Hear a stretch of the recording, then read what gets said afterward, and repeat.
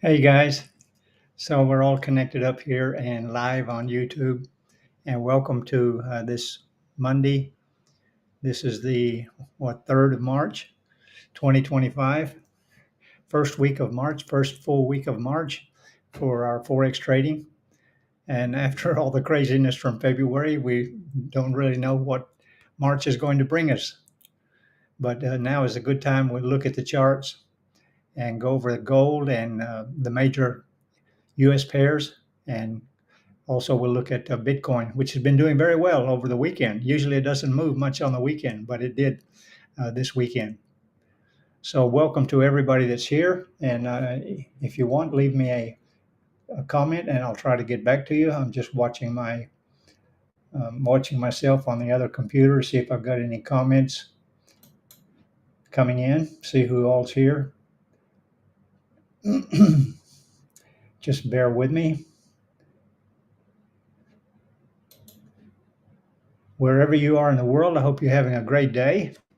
It's now just about 10 p.m. in Southeast Asia, where I live, and we have news coming out. We have some high impact news coming in just a few minutes. That's in about 7 minutes from now. That's the PMI on the U.S. economy, and we'll see what kind of effect that has on the movement of gold and also of our major currency pairs.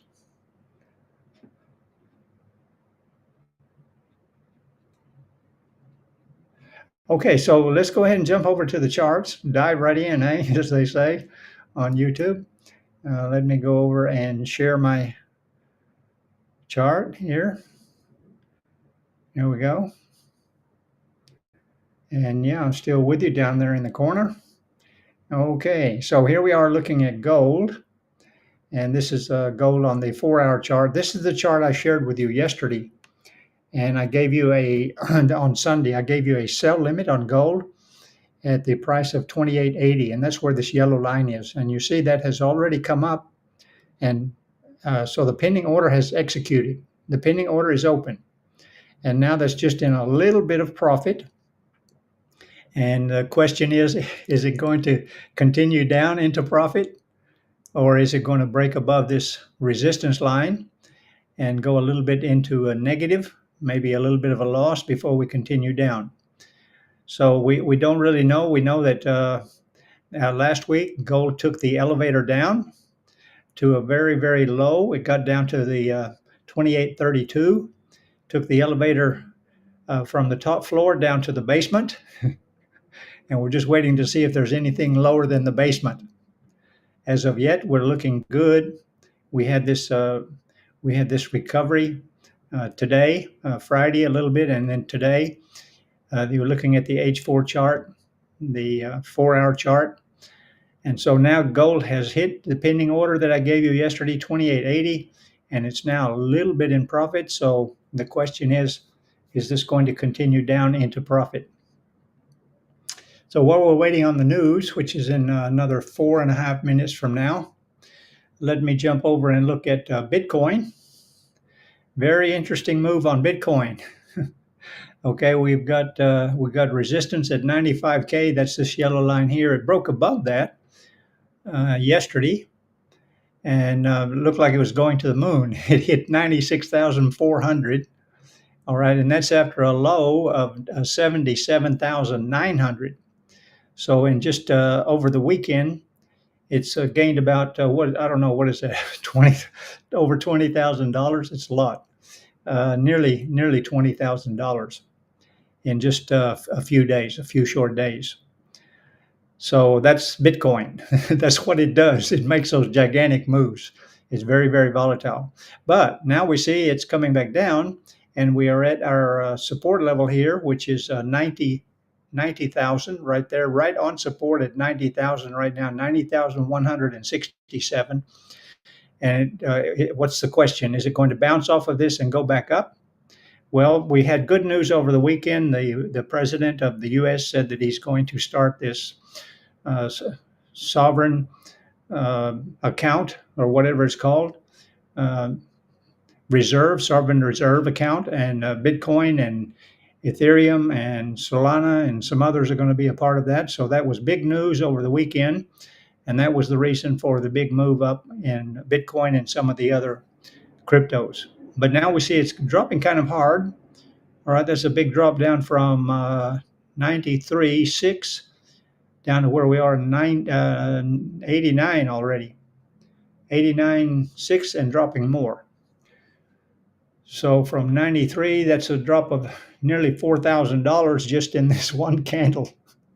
Oh my goodness, that's the way Bitcoin is.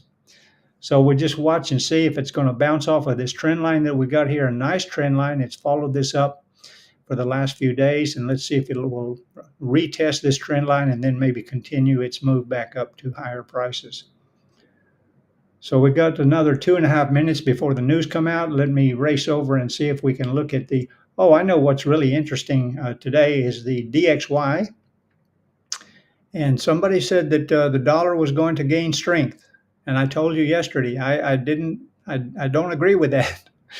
That the dollar is going to continue to move down. And you see what's happening today on all of these 4-hour candles all day long. The US dollar has continued to weaken. All we saw here was a correction. You know, look at this. We get corrections and then a drop. Correction, then a drop. Correction, then a drop. So that's all we saw in the last few days. Last week, just a correction, a retracement, a pullback. And now the dollar continues to weaken, and on the DXY, it's at 106. Earlier this year, it has been at 110. So it's made a huge drop over the last couple of months. And I expect that we will see continuing weakening of the US dollar. So that could mean, let's just be patient. It could mean that we're going to see our major US pairs turning bullish. And I'll look at the major US pairs in just a moment. There's 6 of those that I follow: the euro, the AUD, the New Zealand, the pound, the CAD, and the JPY. And we'll look at those in just a moment. I want to switch over to our news. We have news coming in 1 minute. So let me just switch over to this calendar. Let me see if I'm going to be showing that. There we go. Yeah, okay. You've got the calendar, and I'm on investing.com, where usually you will get the news is immediate. Okay, there is some news came out at 21:45, and that was a few minutes ago, and that is very good news. Okay, with the PMI for February being the actual greater than forecast, so that's good for the currency, and that's what's been pushing gold down the last few minutes. But let's see what these other 2 numbers are going to be here when we come up, and this will be the PMI, the manufacturing PMI, ISM, for February, and then we'll also get the manufacturing prices for February. 2 numbers that we're looking for here. If they're green in color, these 2 numbers here, one is red and one is green, so we got a mixed bag. And this green one here is the actual greater than forecast a lot. So that is very good for the U.S. economy, and I expect we'll see gold to be moving down. And let me just jump back over to the chart here. In fact, let me just copy and paste. I'd like to send this to my Telegram channel here. If you just bear with me. All of my viewers like to be aware of what's going on, what the actual news is. Some of them don't watch this themselves. Let me just capture that. And I got that, and I'll go over to my Telegram channel here right quick and paste that in there.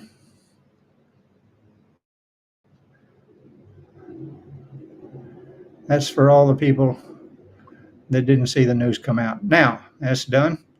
Let's get back over to our chart and see what's going on with the gold. We're on the DXY now. Let's get back up to gold, and there it goes. Yeah, it's starting to drop a little bit, not too much. 28.77. It's dropped about $3.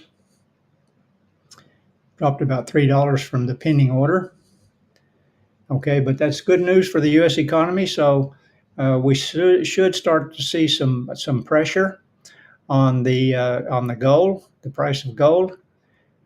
Just have to wait and see as the U.S. session continues to evolve and the traders, they start to digest the news, and we will wait and see what the market sentiment is going to be. But I hope that you took this sell limit at 28.80 because it looks like that is going to pay off very well. And I believe we will see a continuing decline in gold, at least for the near term, okay, for the short term. But there's a lot of news coming out this week, so nothing is guaranteed. If we can get a good profit on gold for one day, that's great. Now let's jump over and look at the major pairs and look at the pending orders that I shared with you. And of course, this one is not going to work out, I don't believe. And this is the Euro-US sell limit. The pending order did open during the Asian Pacific market. It went down a little bit into profit. We can measure that, how many pips we got on that one. Not much. That was about 25 pips, okay, on the Euro-US.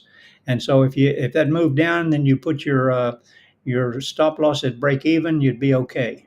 But this has taken off in the wrong direction, and this is because of the UK and the European Union, starting to back the Ukrainian situation, the war there, and all of the defense contracts, all of the defense stocks in Europe are starting to go to incredible prices. And this is all because of the Ukrainian war and the situation, the issue that the EU, the European Union, and the UK are taking to back Ukraine. And so that is good for the euro. And that's why we're seeing this big move on the Euro-US. Everybody coming in to support Ukraine, support military development, and so that's the reason we're seeing this. So probably we're going to see continuing bullish movement on the Euro-US. In fact, if you took this pending order and you're still holding that, I would reverse that and take a buy trade. Then the AUD US, not doing too much. Okay, this we'll wait and see. But I have a sell limit on that has executed just here in the last few minutes. And we'll see which way that one will go. Then the New Zealand US, I gave you also a sell limit on that one. And that one has just executed and starting to drop just a little bit, 1 or 2 pips only. And all of these orders that I'm showing you here are still good, except for what we're seeing, especially like this is the same with the euro. This is the pound. And, the UK backing Zelensky over there. And that's the reason we're seeing the strong support that we're seeing on the GBP. And it's the same issue with the euro. And we'll see what kind of pips we got on here. The pending order did open during the Asian session, but we only got, got 40 pips out of that one. So if you moved your stop loss to break even, you'd still be okay. But otherwise, you want to reverse your trade, and we go bullish on the GBP. Bullish on the GBP. This was from yesterday. We made a little bit today, but now the situation, the geopolitical situation has changed dramatically over the weekend. And so that definitely has a big impact on the pound and the euro. Then the USD CAD. And as I said, I wanted to start selling the USD CAD because we're at these extremely high prices at 144, almost 145. And it just got up to the pending order right there, okay, but about 2 or 3 pips away. But then if you saw this momentum coming out of that from the Asian Pacific market and then starting to decline, you can go ahead and take a sell order on the USD CAD right now. Because we're going to continue to see, with a weakening of the US dollar, we're going to continue to see a weakening of the USD CAD. Okay, so bearish on the USD CAD. If you didn't take this order up higher earlier today, then go ahead and take a sell order right now. Market execution, sell the USD CAD. And then the UJ. Okay, this one, I believe the pending order was at 151.35. And we got up to 151.30. So it's just a couple pips away from the pending order, but you could easily have seen that during the Asian session that it started to drop down, lost its momentum, and it has started to fall, a big fall in the last 4 hours. So this was a very, very good call on the USD JPY with a sell limit. So if you haven't taken that one yet, I'm always good and happy to take a market execution sell order on the USD JPY. Just sell the UJ. All right. It just makes sense with the decline that we see in the US dollar. You see it's dropped just since I'm talking here right now. And it's going to continue to drop. The Japanese yen is a safe haven and getting stronger over the last several weeks, and the US dollar is starting to decline even more. So it just makes sense to be bearish on the UJ. All right, let's go back up before I close out. We'll look at gold. And there's some indecision in the market. Okay, good news for the U.S. economy, but they're holding on to this very strong resistance support level. This was resistance back here, became support, was support there, became support here, is now resistance, and that's a very, very strong level. And what will be important is whether or not we close above 2880. If we close above 2880, then it could be likely that we will start to turn bullish on gold. Okay, so this one is we need to be watching this one. Be sure you use a stop loss on your sell limit. Okay, if it doesn't fall down but starts to move up, you want to protect your investment. And of course, just remember that this is not financial advice I'm giving you. This information I'm sharing with you is for educational purposes only. It's up to you to manage your own account and to use good risk management.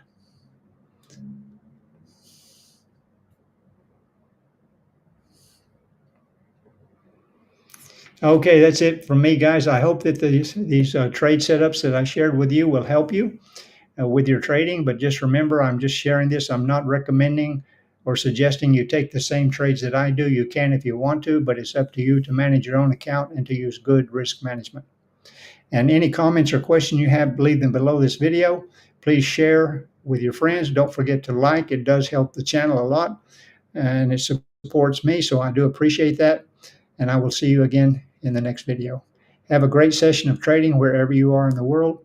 I'll see you next time.